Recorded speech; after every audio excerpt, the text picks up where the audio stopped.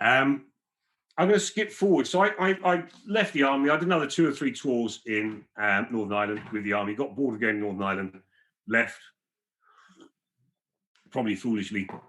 There you are, and ended up coming into civilian life, which just isn't that photogenic. And ended up, as I mentioned in my preamble, signing on again to go to southern Afghanistan, to Lashkar on Herrick 10.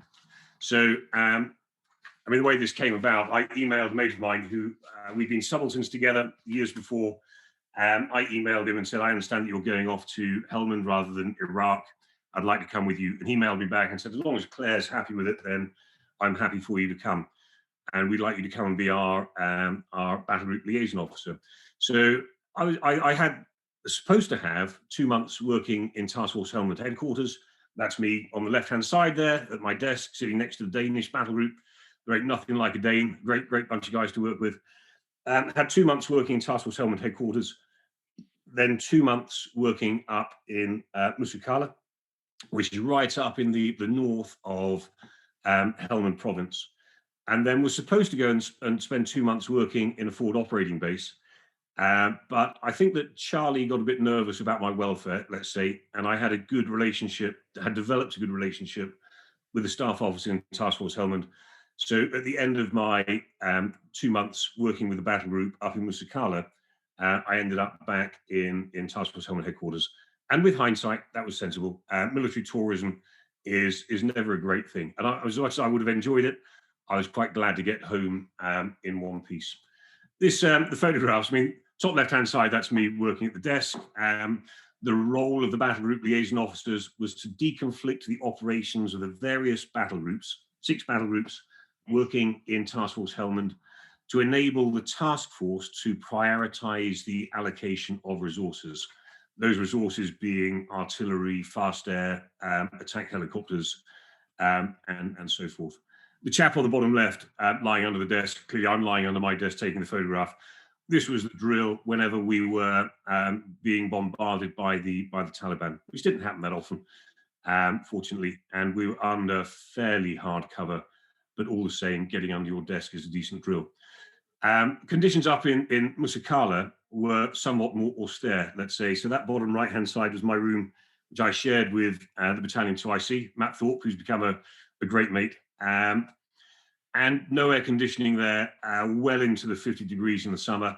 And the other side of the wall, that rear wall, is just a 2-story blank concrete wall, which soaked up the sun all day when the sun went over, and then threw it all back at you at night. And I'm such a lazy guy. Every night I went to bed and thought, you know, I'm going to sleep outside tonight. And then when it came to it, I thought, 10 minutes, I'll see how I get on, and just sweated in that pit all the way through.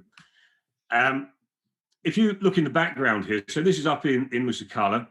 This is an armoured infantry battle group that were stationed with Battle Group Northwest. So Battle Group Northwest was an infantry battalion, dismounted foot soldiers, but they also had an element of armoured infantry guys with them. So armoured infantry ride around in these. What you've got there are 3 armoured personnel carriers, fairly well protected.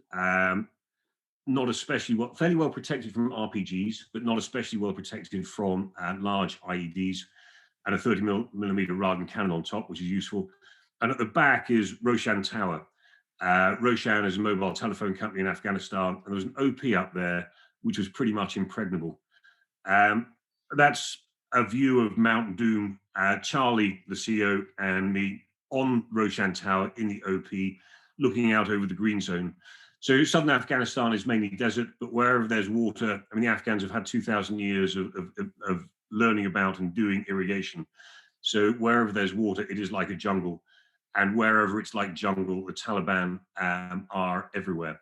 So the battle group before us, to spoil their day, had man-packed this thing up onto the top of Roshan Tower. That's a 105 light gun, an artillery piece, which is usually used for indirect fire. But if you see, let's see if I can point. This little thing up here is the aiming point. They just zeroed that to the barrel, and you're basically using that as a sniper rifle. So that kind of spoiled a lot of days. We used to call it the dragon gun, and it's very effective because we had so where the muzzle is here and beyond is a forward operating base. And essentially, we had a company of guys working in the forward operating base. This is what the forward operating base looks like. And they were trying to keep the Taliban out of Musakala. What we can see on the top left-hand side there is the result of an RPG-7 strike. And you don't want to be wearing that if you can help it. And bottom right-hand side is the guys coming in from a patrol. So they would go out and they patrol south from the forward operating base. And pretty much there was a line where they knew if they put a foot across it, they were going to get shot at. And it's a young man's game. And if you're a young man, you kind of enjoy that sort of stuff. I loved it. I've been a bit of a fat lad for a long time. I've tried Rosemary Connolly and all sorts. What really sorted me out was a spot of Herrick 10. So I think I lost about a third of my body weight in 195 days. It was an epic tour. It was an epic tour, quite an emotional tour. When we arrived, the previous task force had 2 boards outside the headquarters, and every time a soldier was killed, his photograph would go up on the board with a little write-up. And by the time we left, they'd had to put up another board.